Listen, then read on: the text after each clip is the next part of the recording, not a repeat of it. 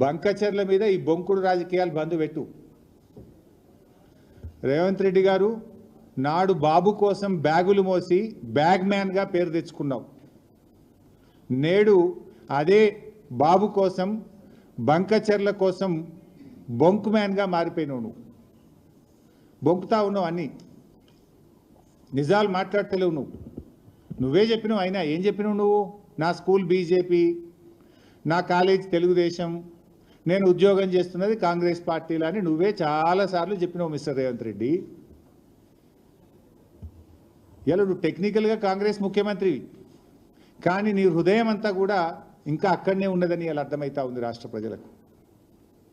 ఎందుకంటే నీ schooling college జ్ఞాపకాలు నేను విడిచిపెడతలేవు. ఇంకా నీ మనసంతా అక్కడనే కొట్టుకుంటున్నది. ఎందుకంటే నీ ఆచరణలోనే కనబడుతుంది. నేను చెప్పాల్సిన అవసరం లేదు. పోయినసారి కృష్ణా జలాల్లో 65 టీఎంసీలు ఆంధ్రాకు ఎక్కువ ఇచ్చినటువంటి తీరు కానీ, ఇలా గోదావరి బనకచెర్లకు నువ్వు తలుపులు తెలిసిన తీరు కానీ ఏమర్థమవుతుంది? నీ స్కూల్ ఏజ్లో కాలేజ్ ఏజ్లో ఉన్న ఆ చంద్రబాబు నాయుడు గారితోనో తెలుగుదేశం పార్టీతో ఉన్న నీ అనుబంధాలు ఇంకా నువ్వు మర్చిపోలేకపోతున్నావు. ఇవాళ స్పష్టంగా నేను ఆధారాలతో సహా చెప్పదలుచుకున్నా. ఇప్పుడు చంద్రబాబు నాయుడు గారిని ఈయన ప్రజాభవన్కు పిలిచిండి ఈ మధ్యలో, పోయిన సంవత్సరం మీ అందరికి తెలుసు. జూలై 6, 2024 జూలై 6, 2024 నాడు 2 రాష్ట్రాల మధ్య సమస్యలు పరిష్కరించుకుందామని ప్రజాభవన్కు చంద్రబాబు నాయుడు గారిని ఆహ్వానించాడు. ఆహ్వానించిన తర్వాత ఆ విభజన హామీల ముసుగులో గోదావరి బనకచెర్ల చీకటి ఒప్పందం ప్రజాభవన్ ఆధారంగా రేవంత్ రెడ్డి చంద్రబాబు నాయుడు మధ్య జరిగింది. ఎందుకంటే జూలై 6, 2024 నాడు ప్రజాభవన్లో రేవంత్ రెడ్డి చంద్రబాబు నాయుడుల మీటింగ్ జరిగింది. ఆ తర్వాతనే ప్రాజెక్టు పనులు స్టార్ట్ అయినాయి. రేవంత్ రెడ్డి గారు అదే రోజు ప్రజాభవన్ వేదికగా తెలంగాణ నీటి హక్కులకు మరణ శాసనం రాసిండు రేవంత్ రెడ్డి. ఆ తర్వాత ఏమైంది? జూలై 6, 2024 రేవంత్ చంద్రబాబు కలిసిండ్రు. సెప్టెంబర్ 13, 2024 ఉత్తమ్ కుమార్ రెడ్డి గారు సతీ సమేతంగా బెజవాడకు పోయి బజ్జీలు తినొచ్చిండు.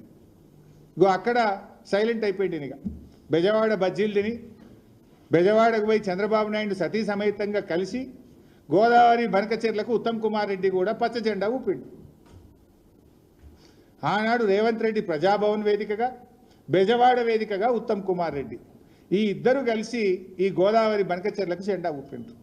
జూలై 6, 2024 ఏమో రేవంత్ రెడ్డి, సెప్టెంబర్ 13, 2024 ఏమో ఉత్తమ్ కుమార్ రెడ్డి.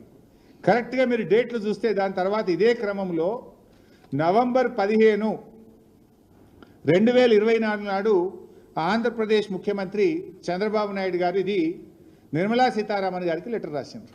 మీరు కలవంగానే లైన్ చూడండి. ఫస్ట్ రేవంత్ కలిసిండు, సెకండ్ ఈయన పోయి రేవంత్ రెడ్డి గారు దూలంగానే ఉత్తమ్ కుమార్ రెడ్డి సతీ సమేతంగా పోయించిండు బెజవాడకు.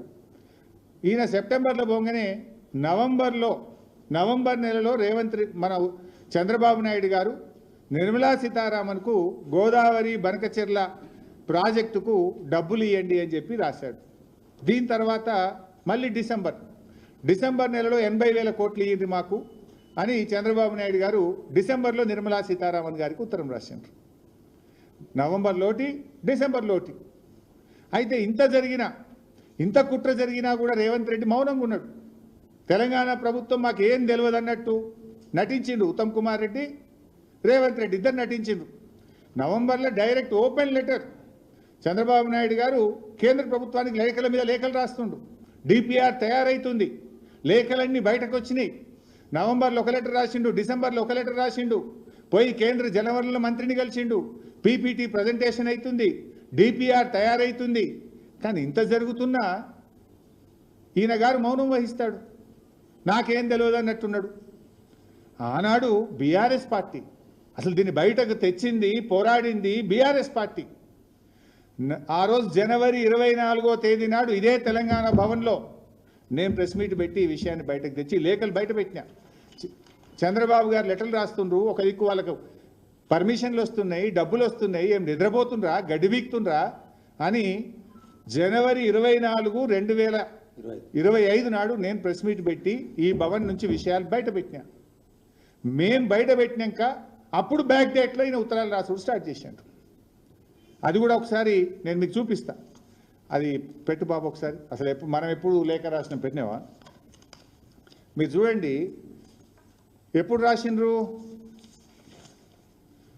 జనవరి 24, 2025 నాడు ఫస్ట్ నేను ప్రెస్ మీట్ పెట్టినా. నేను ప్రెస్ మీట్ మధ్యాహ్నం 4 గంటలకు పెట్టినా. 4 గంటలకు నేను ప్రెస్ మీట్ పెడితే రాత్రి 8 గంటలకు ఉత్తమ్ కుమార్ రెడ్డి దాని మీద ఉత్తరం రాసిండు. బ్యాక్ డేట్ వేసి రాసిండు. బ్యాక్ డేట్ వేసి ఉత్తరం ఎప్పుడు రిలీజ్ చేసిండు? 4 గంటలకు బీఆర్ఎస్ పార్టీ ప్రశ్నిస్తే రాత్రి 8 గంటలకు ఉత్తమ్ కుమార్ రెడ్డి ఢిల్లీకి ఉత్తరం రాసిండు, ఏలేలే బనకచెర్ల ఆపాలి అని. ఎప్పుడు బీఆర్ఎస్ ముళ్ళు గట్టబట్టి పొడిస్తే, బీఆర్ఎస్ ప్రశ్నిస్తే 4 గంటలకు నేను పెడితే 8 గంటలకు బ్యాక్ డేట్ వేసి ఉత్తరం రిలీజ్ చేసిండు. నువ్వు 3 రోజుల కింద ఉత్తరం రాస్తే 3 రోజుల కిందనే రిలీజ్ చేయాలి కదా. 4కి నేను ప్రెస్ పెడితే రాత్రి 8కి నువ్వు రిలీజ్ చేసిన వెంటనే దొరికిపోయినావు, అడ్డంగా దొరికిపోయినావు. ఇది మొదటిది. తర్వాత 27వ తారీఖు నాడు నేను కేంద్ర మంత్రి కిషన్ రెడ్డి గారికి ఉత్తరం రాసిన, మీకు బాధ్యత ఉంది అని. 5 మార్చి నాడు బనకచెర్ల మీద సిద్దిపేటలో ప్రెస్ మీట్ పెట్టినా. ఇది దుబ్బాకలో మా ప్రభాకర్ రెడ్డి గారి దగ్గర పెట్టినా.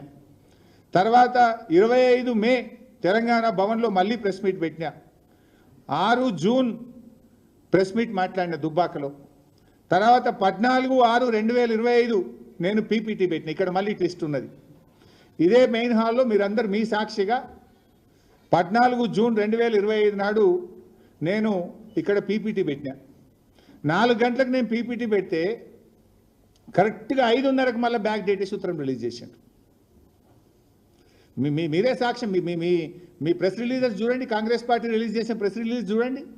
4 గంటలకు గోదావరి బంకచెర్ల మీద నేను పీపీటీ పెట్టి ఈ ప్రభుత్వం యొక్క ఫెయిల్యూర్ను, ఈ ప్రభుత్వం యొక్క తప్పిదాలను నేను ఎత్తి చూపితే 5:30కు నిన్న డేట్ వేసి ఉత్తరం రాసి 5:30కు ప్రెస్కు రిలీజ్ చేస్తాడు. ఇది అంటే మీ నిజాయితీ ఏందో, మీ సిన్సియారిటీ ఏందో ఇంత స్పష్టంగా దొరికిపోయింది. మీరు అసలు గోదావరి బంకచెర్ల మీద పోరాడింది బీఆర్ఎస్.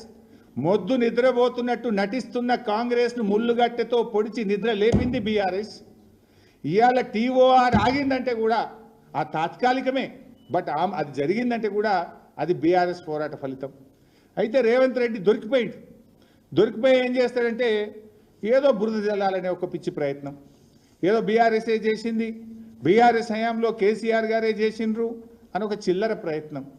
నేను అడుగుతున్నా, ఆనాడు అపెక్స్ కౌన్సిల్ మీటింగ్లో ఎక్కడన్నా బనకచెర్ల అనే ప్రస్తావన ఉందా? అందులో బనకచెర్ల అనే ముచ్చట ఉన్నదా మిస్టర్ రేవంత్ రెడ్డి? ఇప్పుడు అది కూడా నేను చదివి మళ్ళీ వినిపిస్తా. రేవంత్ రెడ్డి గారు చెప్పింది ఇది అపెక్స్ కమిటీ మీటింగ్. నేను మీడియాకు కూడా ఫుల్ ఆ 12 పేజీల లెటర్ కూడా రిలీజ్ చేస్తా, మీరు కూడా చూడండి. అపెక్స్ కౌన్సిల్ మినిట్స్ ఎవరెవరు ఏం మాట్లాడినరు డీటెయిల్డ్గా ఉంది. I will give it to you.